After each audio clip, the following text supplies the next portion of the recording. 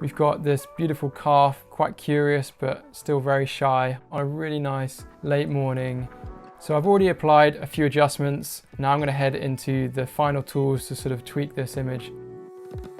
So first up, I'm going to head over into the light and I'm going to click the curves button, and this opens up the tone curve, adding a couple of points in the middle to lock these. I'm going to bring up this left side, and what that does is it fades the blacks so they're not so dark, and it gives it a more cinematic feel. And then what we're going to do is add back the contrast in the lower left side here. So I think that looks quite nice now. We've got this really sort of dark, deep tone to things, but we've got a nice matte fade to it.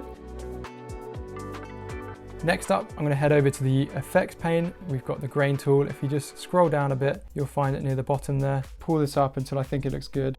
And it just helps to emulate that sort of film effect in the image. To finish up, I'm going to head over into the selective tool on the left side and add an adjustment brush.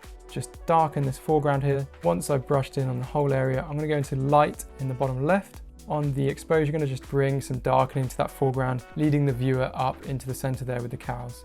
I'm then going to just jump into color here and add some warmth, perhaps just so it's looking nice and gold. We've got that sort of more cinematic effect to things. I think that's looking pretty good. So I'm going to clear these effects with the tick in the bottom right.